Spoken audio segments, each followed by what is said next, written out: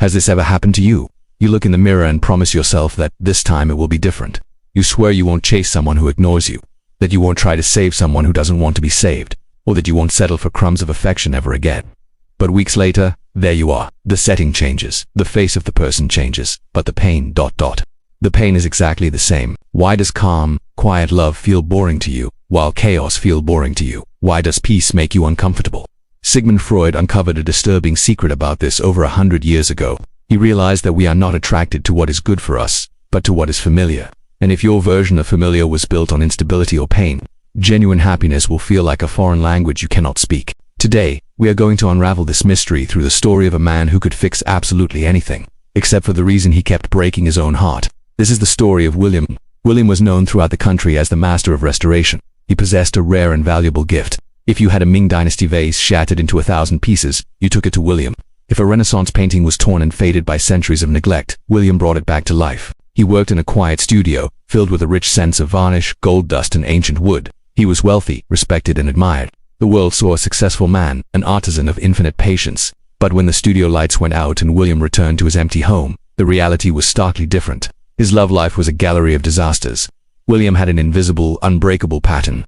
He always fell for women who were, in some way, unreachable or emotionally broken. He was drawn to coldness, to painful mystery, to subtle rejection. He would tell his friends, "I can help her. If I am patient enough, if I love enough, she will change. She will finally see my worth." William applied the same logic to his relationships that he used on his broken vases. With enough effort and enough glue, anything can be made whole. But unlike the vases, these people cut him.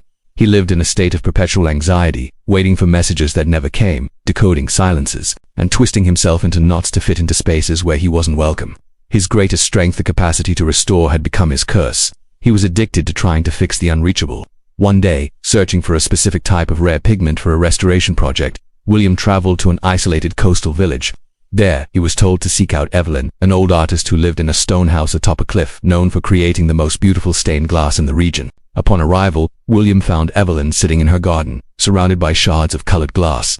She had hair as white as sea foam and calloused hands, but her eyes held a frightening clarity. William watched as she worked. She was picking up pieces of glass that the sea had washed up and returned frosted glass, rounded and smooth to the touch and fitting them into a mosaic. But on the table there was also a pile of new, freshly broken glass, with edges that were sharp and jagged. William, trying to be helpful, reached for one of the sharp shards to hand it to her. He grasped it tightly to pass it over. The glass sliced deep into his finger. Blood dripped onto the work table. He pulled back, startled, pressing his hand to stop the bleeding. "This glass is treacherous," William said, embarrassed. Evelyn didn't even look up from her work.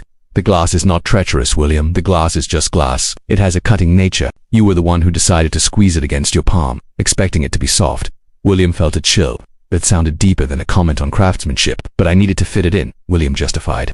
"If I held it firmly enough, it would complete the work." Evelyn finally stopped. She wiped her hands on her apron and looked into the restorer's eyes. "You are a man who fixes things, aren't you?" she asked. "I see it in your hands. Hands of someone who does not accept endings." William nodded. "I bring what is broken back to life."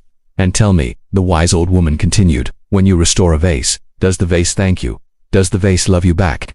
"No," said William. "It is an object." "Exactly. But with people, you expect that if you fix their wounds, they will fill yours."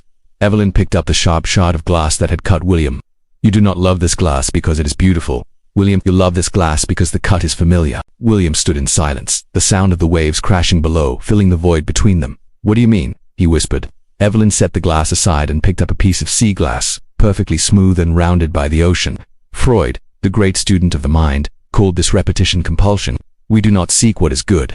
We seek what we know. If, when you were small, the love you received was mixed with indifference, or if you had to work very hard to earn a smile from your parents, then today, easy, quiet love feels fake to you. She placed the smooth stone into William's uninjured hand. "You hold that sharp glass so tightly because the pain makes you feel at home. You are trying to win an ancient battle. You think that if you can get this cold person to love you, you will finally have conquered that rejection from the past. But the glass is just glass. It will cut you every time you squeeze it." William looked at the smooth stone in his hand. It required no effort to hold. It didn't hurt, but to him it felt ... boring, lacking challenge. "Healing," Evelyn said softly, "is not learning how to hold the glass without getting cut. Healing is realizing that you deserve to hold things that do not hurt you. Peace does not have the adrenaline of pain, William. Peace is boring at first, but it is the only thing that allows you to build something that lasts, instead of spending your life just patching up ruins." William returned to the city the next day. He didn't end his toxic relationship immediately, for those chains are strong, but something had shifted. Every time he felt the anxiety, the desperate need to please, or the sharp pain of indifference, he looked at the scar on his finger. He stopped trying to turn glass into cotton. He began to understand that love is not a restoration project. William's story is the story of many of us. We often confuse anxiety with passion. We believe that the butterflies in the stomach are love, when in fact they are often our nervous system warning us of a familiar danger. Freud taught us that we are condemned to repeat what we do not understand. We reenact our traumas in the hope that, this time, the ending will be different. But the ending only changes when we change the main character, ourselves. If you are stuck loving those who hurt you, understand this. It is not fate. It is your subconscious trying to win an old game.